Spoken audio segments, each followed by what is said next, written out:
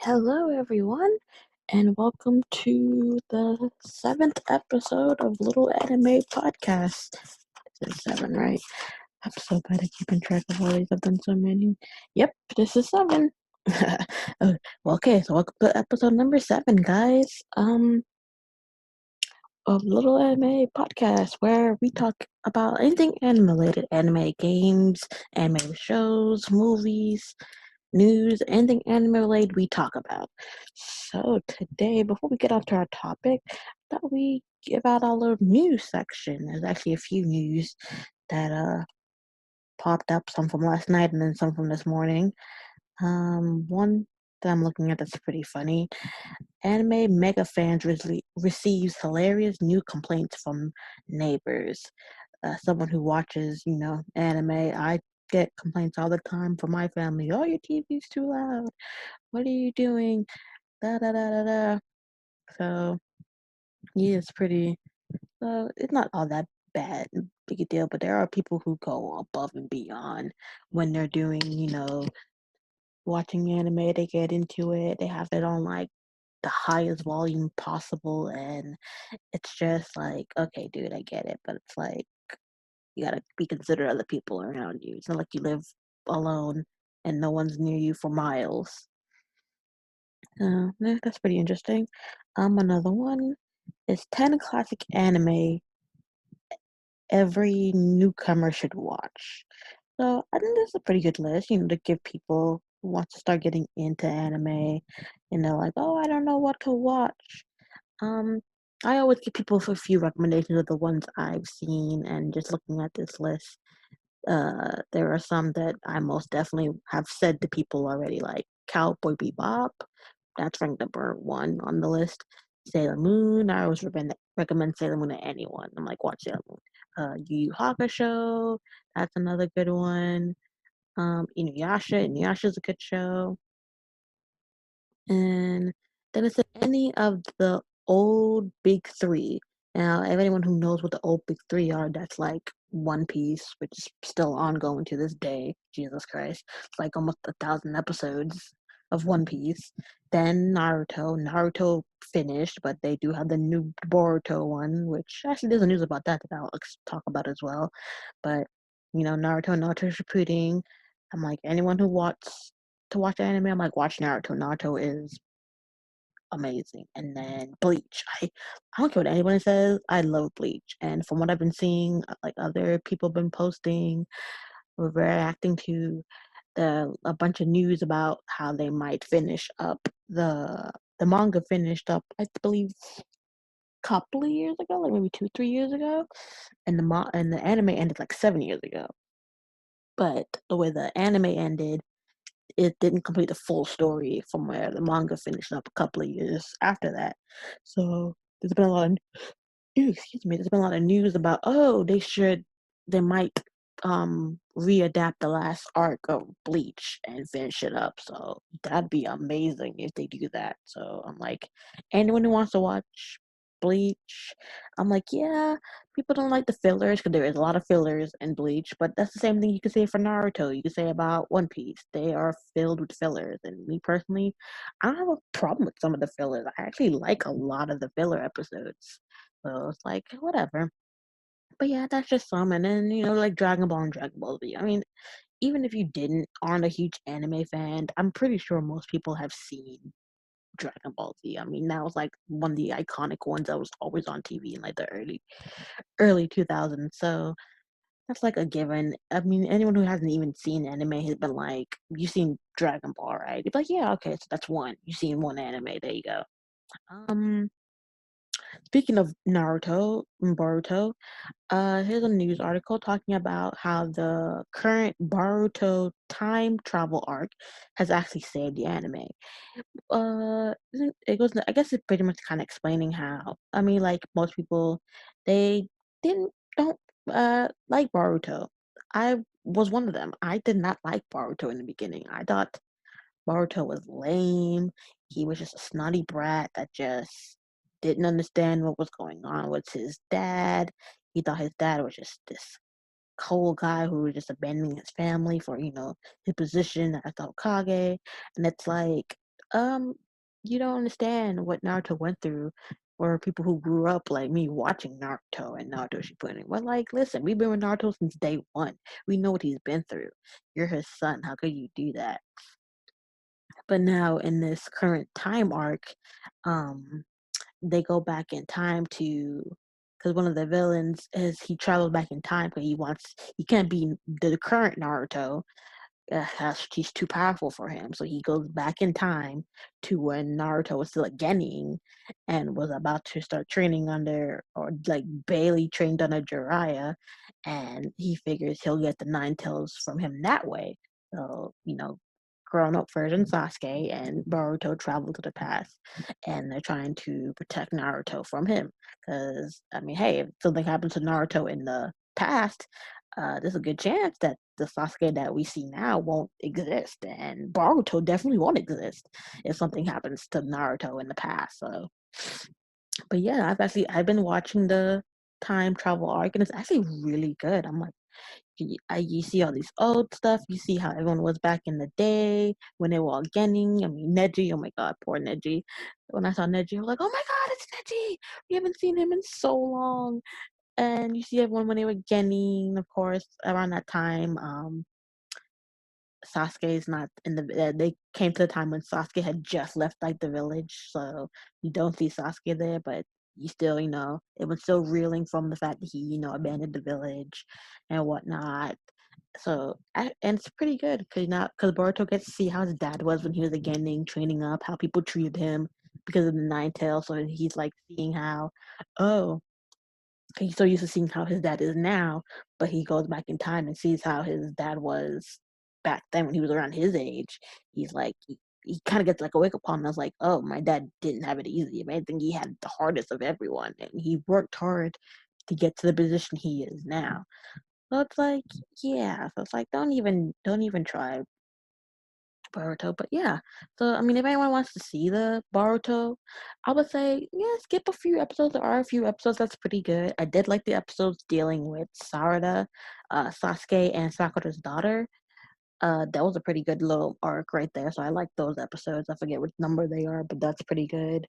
And then I would say yeah, just skip a couple episodes, and then get to the current arc. The current arc is very good. So okay. Here's another news. One Piece editor updates on plans to end the manga in 5 years. Um, considering how long One Piece is already, and they're about to hit like 1,000 episodes, and now the editor is saying he plans to end the manga in 5 more years. It's like, yeah, Bleach. I mean, not Bleach. One Piece is gonna be like 2,000 episodes by the time it finishes if the manga, if they're like adapting straight from the manga. I'm sure there's a few filler arcs here and there, but One Piece is so freaking long, and the fact that he's now announcing that he's gonna end the manga in 5 years, it's like, okay, so now we have like 1,000 more episodes of One Piece to go through in the next couple of years, considering where they are now. But yeah, that's interesting. Here's another one. I'll put all these in the description later on. The best anime of the decade. So yeah, I guess this is like a little list of some of the best anime that came on the last 10 years. I think I said this last time because there are a few I've seen here. Yeah, I think this is the one I gave last time, but I love they added a few more because there wasn't that many before. What else? What else? What else? There was one news I saw that I really wanted to talk to you guys about, but I can't seem to find it anywhere. Oh, oh, there we go. Um, Toonami is apparently, I believe it's this week, so tomorrow, or maybe the week of Thanksgiving. I can't remember, but they are doing a Food Wars marathon. Toonami, so Cartoon Network, Adult Swim, the Toonami part of this Saturday is doing a Food Wars marathon. So anyone who has not watched Food Wars and has heard about it and be like, oh my God, I've heard it's a really good anime. I want to watch it. There's your chance. I don't know how long. They're probably going to do like the first season. maybe even the second season, considering how long this marathon is going to be. But I mean, if it's the full Toonami part, it's probably just going to be like the first season and maybe a couple episodes of the second season. Well, no, probably just the first season. 'Cause the first season is like what, 20 episodes or something. So yeah, but they are still gonna do the My Hero Academia, and then I forgot what the other one was. But then after that, it's gonna be a Food Wars marathon. But so for anyone who wants to watch Food Wars, there you go. Uh, Toonami will be streaming it, well, marathoning it. So there you go. Okay, so that's about it for the news. So let's get into our main topic this time. It's gonna be pretty short, probably a pretty short podcast because I was hoping to get some people to join, but like I said, Thanksgiving's coming up and people are busy, Black Friday and whatnot. So I can understand that people are busy working and whatnot. So speaking of which, this is going to be our Thanksgiving episode, and I wanted to talk about just giving credit or thanks to creators of the anime and manga that we know and love today, because without them creating it, we wouldn't have all these shows that we love watching, that we look forward to every season. So I thought that I'd give a little shout out to some of my favorite ones that I just wanted to. I'll put the list also in the description for anyone who wants to, but I mean, I'm gonna be saying their names and like what they created and whatnot. So, but I am gonna butcher the names. Don't get me wrong. I can't see Japanese names to say my life. But yeah.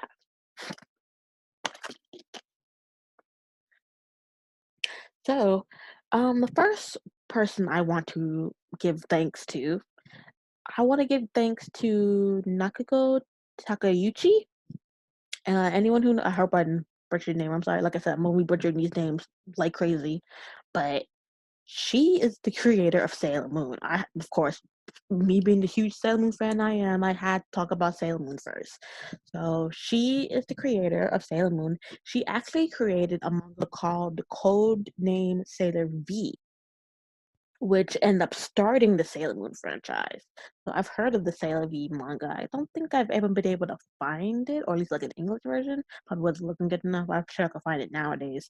But yeah, she started off with Sailor V, and that's how the whole universe of Sailor Moon came in. And then boom, Sailor Moon. She made the Sailor Moon manga, and Sailor Moon just took off from there.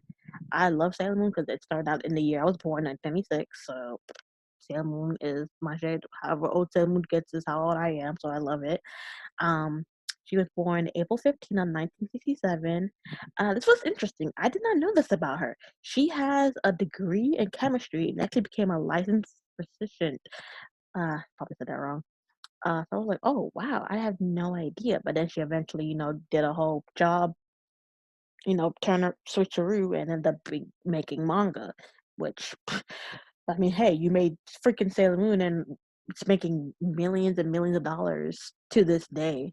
So it's like, wow. But she also even written lyrics to several songs for anime and a couple of live action series. So she's done a lot besides just, making the Sailor Moon franchise, which basically, if that's all she did, I wouldn't blame her because how big Sailor Moon is, even to this day, she's making some bad money. So, uh, my first thanks, because I love Sailor Moon. I grew up with Sailor Moon. That was the first anime I've ever watched. So I just want to thank, her for making Sailor Moon, for making that and giving me, because I loved the fact that, around the time, most anime was just like, made for guys. You had all the guy main shows. So it was really interesting and cool to have anime that had to deal with, girl power. Of course, you had to see the mask, but he, it showed in every once in a while. It was mainly the main girls who were fighting. So it was like, it was pretty cool. So, Naka Cook, not Jesus, Takeuchi, I love you. Thanks for making Sailor Moon, and hope make any more amazing stuff. But I wouldn't be surprised if you don't, because like I said, Sailor Moon is making you some mad money. Next person I want to give thanks to is Akihiro Tama Tarahara Tarayama. Like I said, I'm butcher these names like crazy.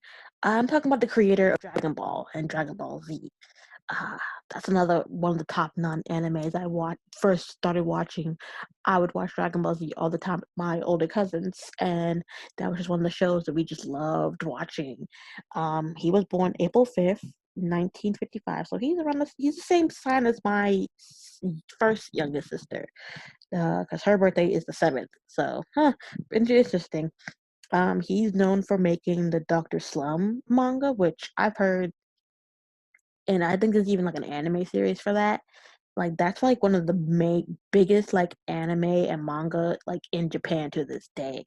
Like I think it's just as big as like One Piece or Detective Conan because it has so many like episodes and seasons. Like it just keeps going. It's like that popular in Japan. So he's made mad money from that. Of course, made mad money from Dragon Ball, Dragon Ball Z, and he also did character designs for games like Dragon Quest series, Chrono Trigger, and Blue Dragon. I remember they made an anime for that, and I don't remember ever finishing it because I think I was like way young at the time, and I kind of got into it, and then kind of stopped, and they stopped showing episodes, and it was hard to find it after that. So I kind of fell off, but I do remember that, and I've heard people talk about Dragon Quest. I heard it's pretty good. So the fact that he made character designs for that's pretty amazing. So yeah, thanks for you making one of the best like shonens ever because nowadays everyone's trying to make the next one, to compete with Dragon Ball. I mean, hey, you got like Seven Deadly Sins, you got My Hero Academia, so it totally makes sense that people are trying to like up it because it's like when Dragon Ball came out, it was a huge hit, and I know he's making bad money because like now they all the Dragon Ball movies, the new couple ones that came out just recently, the last couple of months, the Dragon Ball Super, like anything Dragon Ball related, and he's making mad money from it. So, uh, Akira Toriyama, I think I said that right. um, Next person I want to talk about is Yoshihiro Tokaashi. He made the Yu Yu Hakusho series. I love Yu Yu Hakusho. That was another one I grew up watching with my cousins. Um, this was something I didn't know. I didn't know he made Hunter x Hunter. It's not X, but I'm calling X. Hunter x Hunter. I had no idea he made Hunter x Hunter, which would make surprise. Um, He's made mad money from Yu Yu Hakusho and Hunter x Hunter is huge. They have a huge fan base, so that was pretty. I was like, oh wow, I didn't know he make Hunter x Hunter. Oh, that's interesting. And he also made Level E. I've heard of that, but I don't think I've ever watched it. Or remember if I did, it was like years ago, and I can't remember. But this was an interesting one. He is actually married to the first person I just gave thanks to. He's married to the creator of Sailor Moon, Nakahara Takeuchi. I was like, oh, I had no idea. I mean, I figured most of these guys are married and whatnot, but I'm like, I had no idea the guy who made Yu Yu Hakusho and Hunter x Hunter is the husband of the creator of Sailor Moon. I was like, wow. And they have two kids. So I was like, that is insane. So basically, like, them kids are going to be like them kids are set for life because, like I said, Sailor Moon is such a huge franchise. It's making millions, and the fact that he made Yu Yu Hakusho, which made millions, and there's a bunch of like reboots and OVAs that came out like a couple of months ago, and Hunter x Hunter is still huge to this day. So it's like, yeah, them kids are set for life, and I would be surprised that they end up following in their parents' footsteps and end up making manga like them. So, and he was born April 27th, so he's not that far off from Akira Toriyama.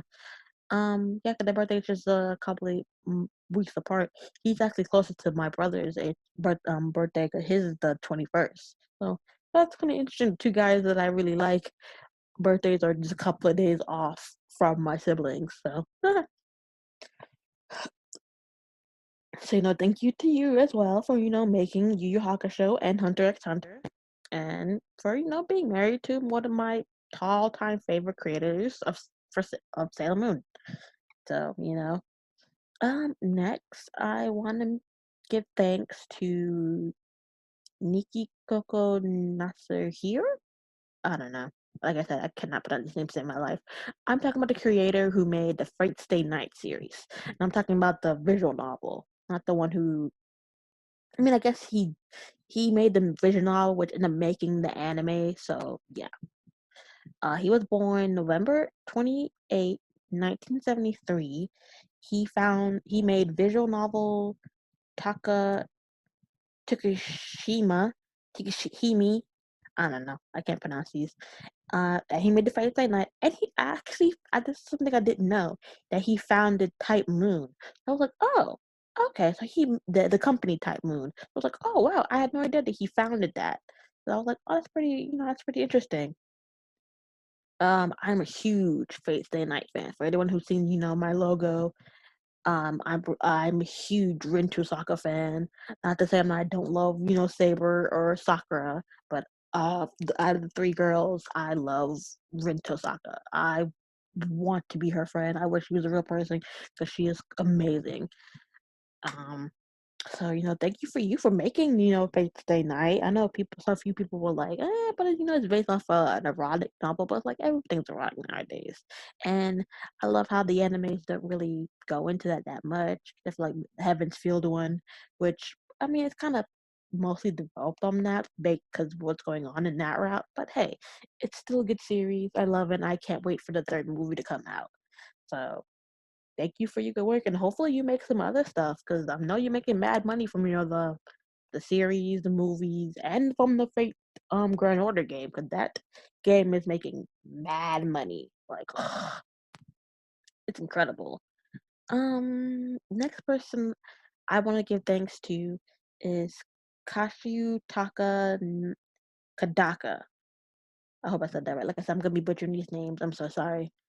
But I want to talk about the guy who made the Danganronpa series. I love Danganronpa.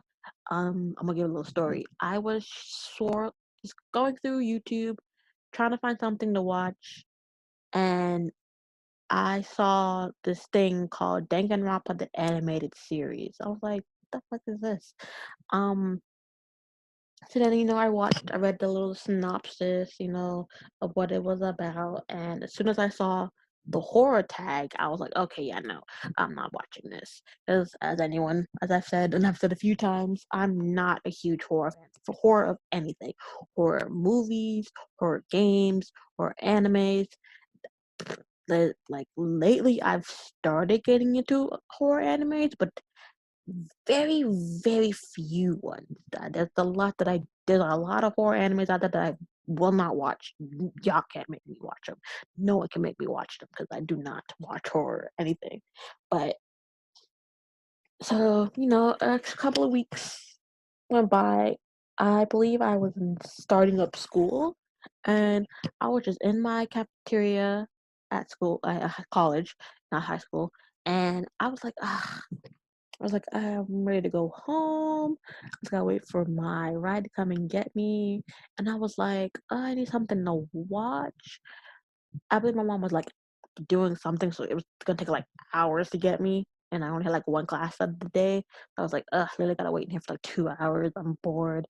What am I gonna do? I need something to watch. I was like, let me just flip through and see if maybe I can find the anime to watch. And I just remembered, I was like, oh, I remember the Danganronpa series, and then that's when I started hearing hype about it. I was like, ugh, okay, I know I'm gonna kick myself for it, but let me watch. I kid you not, I binged the entire anime, the first one, not the two ones that came after that. I'm talking about the original OG Danganronpa, the animated series, the one that's based off the first Danganronpa game. I binged through the whole 12 episodes literally in the 2 hours I was waiting. I finished like the last three episodes in the car. She picked me up and she was like, "Oh, we have something else to do. There's some package she wanted to pick up instead of having it delivered." So we went there. It took us hours to get there. So I just finished the last like three episodes in the car, and I was like, "Oh my god, this series is amazing!" And then after that, I started doing more searches on YouTube, and I saw people do Let's Plays, and I heard this of the first game. I was like, oh, let me. And I heard people like, oh, no, no, no, the anime is not good, not that good, not that good. You need to see you need to play the actual game or see the playthroughs. I was like, oh, okay. So I saw a few people do the playthroughs of the first game, and I was like, oh, okay, I get what these people are talking about because I mean, yeah, the anime series are like what 12, 13 episodes. It doesn't go into full depth, but they seeing the playthroughs. I'm like, okay, I get what these people are saying. The game goes into way more depth than the manga does. I mean, the anime does, but I saw the playthroughs of the first game and I was like, oh my god, this is amazing. And then like I mean this was a few years ago, so by then the second game was already out. So then I saw Rapparaz and Nico B. I saw that they did let's plays of the second Danganronpa game. Who did I watch first? I think I saw Rapparaz first before I saw Nico B. And I was like, I saw the playthroughs and I was like, first of all, those two guys, I love. Anytime I need a good laugh, I always go back to their playthroughs of any of the Danganronpa games because they be cracking me up. But I saw they do the playthroughs, and I was like, "Oh my god, the second game is so amazing!" I was like, "Why didn't they make an anime out of this one?" What they did was instead of making an anime based off the second game, they made two animes. One, which is the future arc, the Danganronpa 3, the future arc. That one talks about what happens after the second game,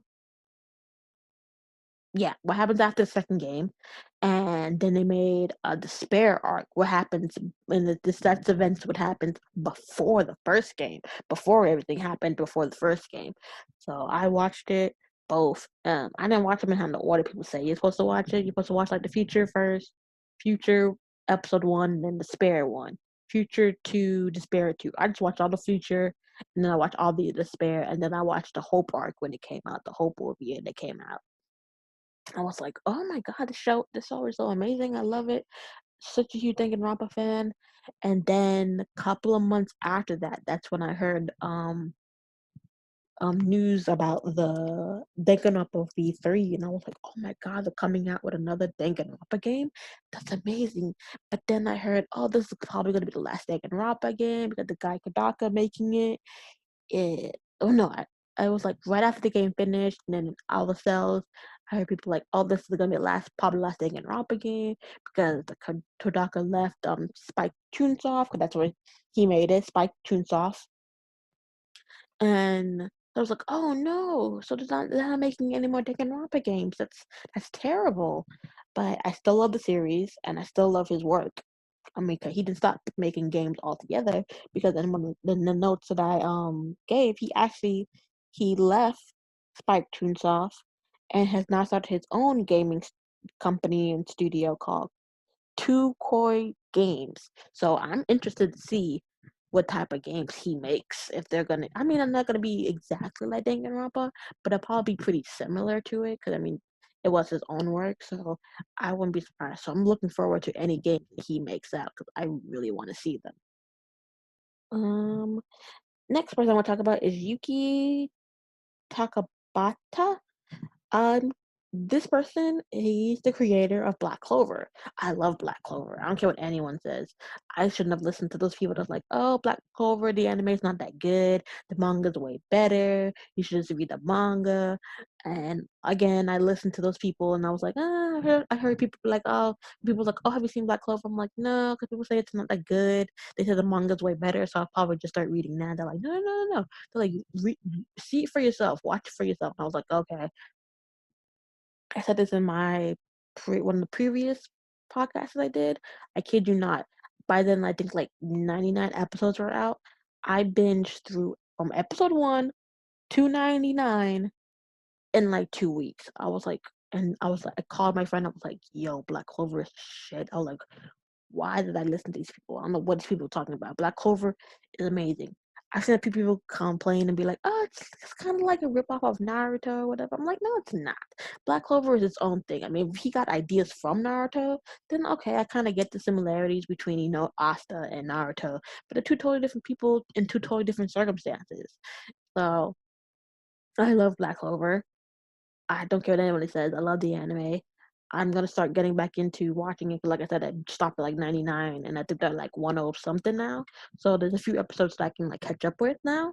So yeah, I'm looking forward to that. Um, He was born July 30th, 1984, and the only other work that I said I could find that he did, I guess, is a series. It's called Hungry Joker. I don't remember ever seeing that. I don't know if they dubbed it or if any of my anime websites have posted it, 'cause I don't remember ever seeing that. But what can you do? So, guy who made Black Clover, I don't care what anybody says. I love your work. I love Black Clover. So keep doing what you're doing. Next person I want to talk about is Kayu Hokiyashi. Jesus Christ, these names. Um, I'm talking about the creator who made this one of the series I actually did a podcast on, My Hero Academia. He was born November 20th, 1986, and he's created other shonen mangas called, I'm not even gonna try and pronounce this, but he made another manga series that's pretty popular. It's probably popular in Japan because I've never seen this title before, and My Hero, which, I mean, My Hero has 4 freaking seasons. 4 seasons is ongoing, so he's making mad money from My Hero. So, thank you for making My Hero because that gave me another shonen I could watch because I have not watched a good, really, really, really good shonen that has me hooked in years. So, dude, making My Hero, you is amazing. Um, Next person I want to talk about is Nakabaki Suzuki. He's the creator of the Seven Deadly Sins. He was born February 8th, 1977, which is actually the same year as my mom was born, so they're around the same age.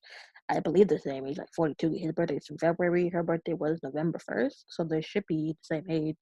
I mean, they should be the exact age, not 42. Um, he's known for, let's see, he won the Koto Ashihara Manga Award in 2015. The first manga he ever read, which actually was pretty interesting, was Dr. Slump by Akira Toriyama. So I was like, oh, okay, that's pretty interesting. And he was a fan of Fist of the North Star, which is a pretty good anime at the time. I heard he made a reboot, but it wasn't that good because of the CG and whatnot. But um, and Dragon Ball. So, and this was interesting. I had no idea that he had been writing the Seven Deadly Sins since 2012. I was like, oh wow, that's a pretty long time since he was writing, the whole story of the Seven Deadly Sins. But since then, it sold over 28 million copies as of July 2018. So his hard work definitely paid off. Just by him making and writing Seven Deadly Sins from like 5 years ago and how much millions of copies he sold of last year, July, that's incredible. So keep doing you, my dude. It's working for you. Next person I want to talk about and give thanks to is Masho Hashi Kishimoto. He's the creator of Naruto. Him as well. Well, no, not wrong person. He was born November 8th, 1974, which is a couple of days. Well, my mom is November 1st. He's November 8th, so it's a couple of days before my mom's birthday. Naruto. This was interesting. I had no idea. Naruto sold 250 million copies worldwide by October 2015. Holy shit. I mean, I already know Naruto is going to be a huge fan base, but the fact that it made 250 million copies worldwide by October 2015, that's insane. That's insane. Um, he has some other works. The other work is called Samurai 8, The Tale of Hakimaru. And this was interesting. He actually has a twin brother who's also known for his manga work called Zero Part Hunter and who won the Queely Award. I don't know what that is, but so I think that he has a twin brother and they're both in the manga business and both have made pretty good, manga. So Hey, both of y'all keep doing what you're doing, but the dude himself for making Naruto, like I said, I love Naruto. I'm a huge fan of Naruto, so I can totally understand his fan base. Another person I wanna next person, it's gonna be Hajime Hashiyami. Hashiyami. He's the person who created the Attack on Titan series. He was born 1986. He's won the Kashi Doshihashi Manga Award, which was the other one I'm namely praised. But he won that one in 2011, and he won the Harvey Award in 2014. I love Attack on Titan. That's like one of few horror animes I've really gotten into and loved watching. I love all the I hadn't read the manga because I don't want to be spoiled. I'm waiting for the anime to do that. But I love Attack on Titan. So I just wanted to give, thanks for him for making another series I can get into and watch. So good job, my dude. And congratulations on the award. I mean, it's a few years ago, but and last person I want to really go into depth and, talk about is Taiti Kubo, the creator of Bleach. He is He was born June 27, 1977, so he's born the same year as my mom, so they're the same age. He known for making Bleach and called another manga called Zombie Powder, which I've never heard of that. So that must be something that's only popular in like Japan or something. And it's said that the Bleach manga sold over 120 million copies as of 2018. So that's only from last year. So that's what I've been saying. Like people's been saying, like, oh, the Bleach might get not a reboot, but they might continue on the story because of how popular, even to this day, Bleach still is. Even though it's been like years since the manga ended and years since the anime ended, but the fact that even from last year, it's still selling that many copies. Bleach is still good. No matter what anybody says about like the fillers and whatnot, Bleach is amazing, and the fact that it's still making money to this day is a good shows that it's still making that.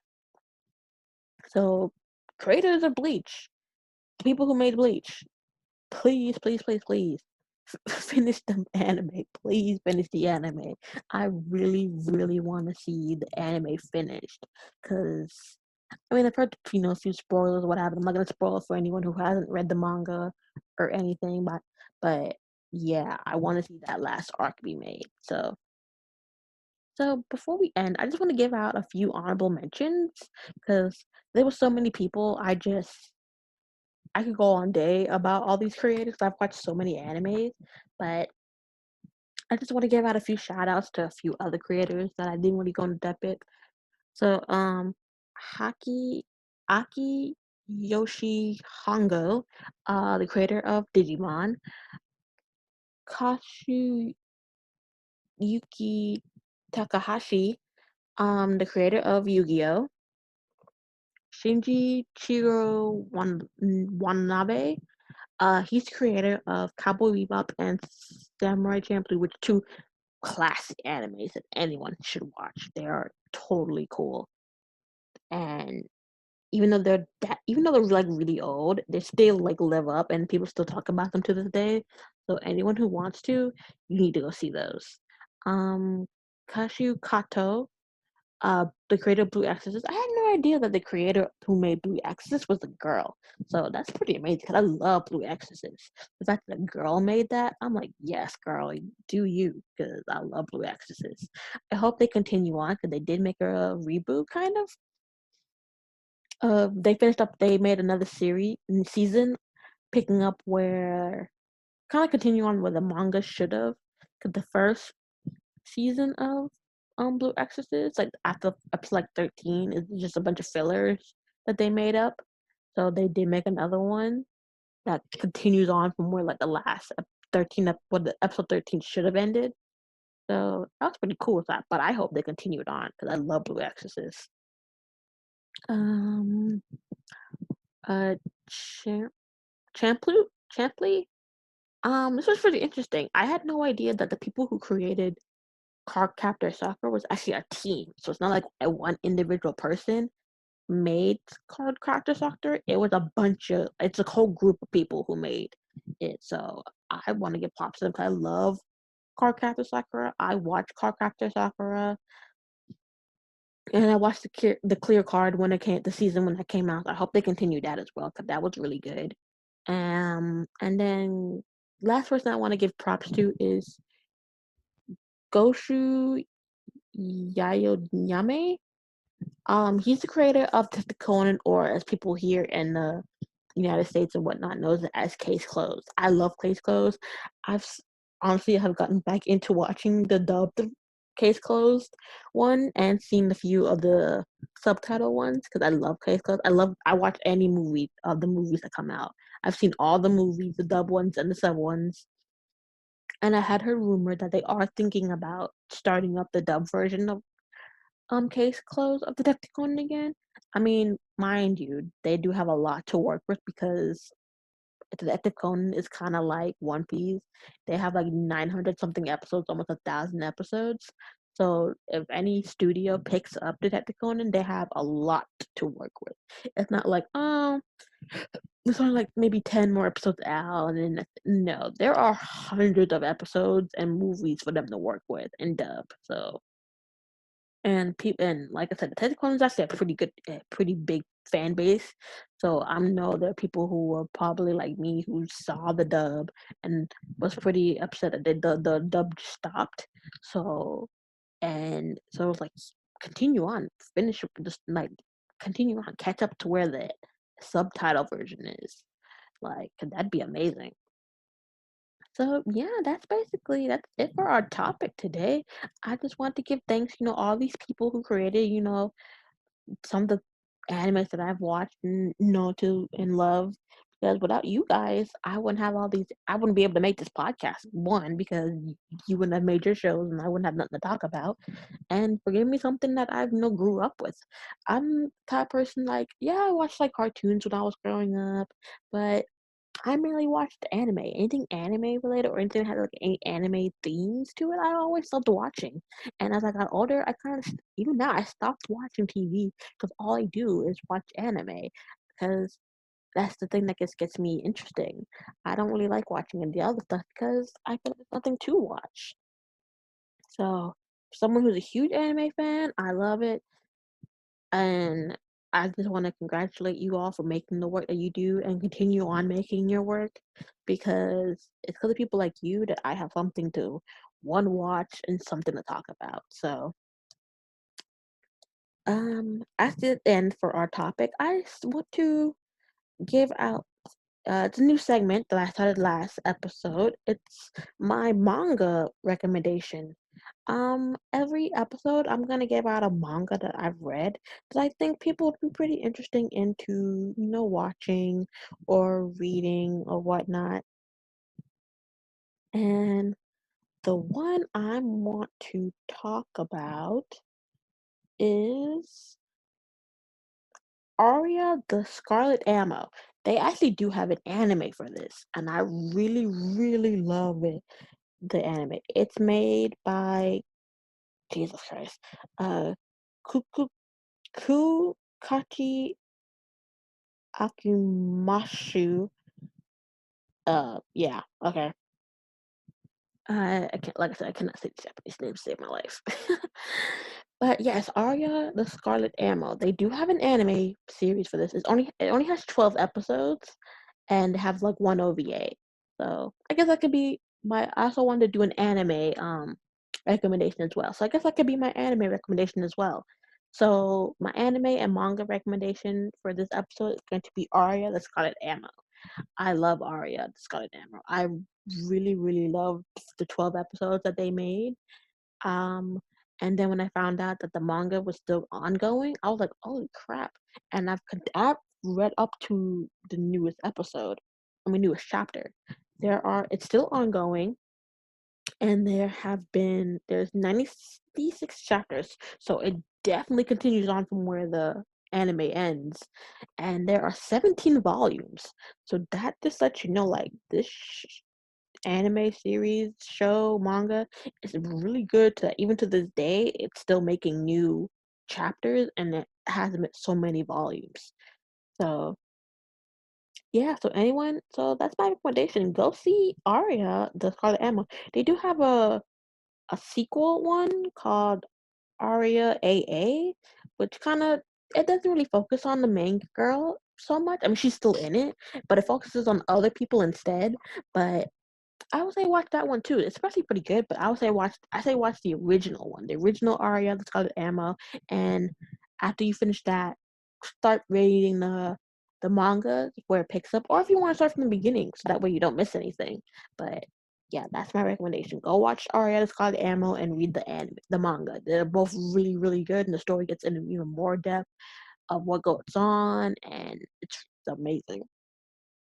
Um, if you want, I can give you guys a little summary of what it's about. Um, Tokyo Butte High is a place where teenagers train to be butte, combat detectives. Tokyo Butte student Kenji Toyama, who is considered ordinary, has the special ability to go into hysteria mode that can trigger without his control when he is in close proximity to girls. In his hysteria mode, which he's trying to keep a secret, he becomes super powerful and very concerned with protecting women.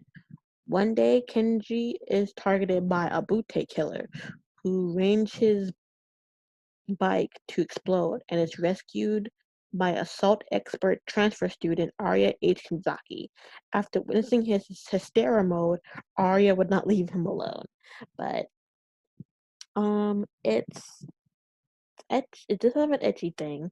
It's combat, it's action, it's supernatural. It does have a bit of a romance. It is a harem, school life, and it's a drama. It's like I said, it's very, very good. Um, the characters in it are amazing. So I would say just go watch it. Go watch the anime and then continue on reading the manga, because those are two really good pieces of work. Um, so yeah, that's about it, guys.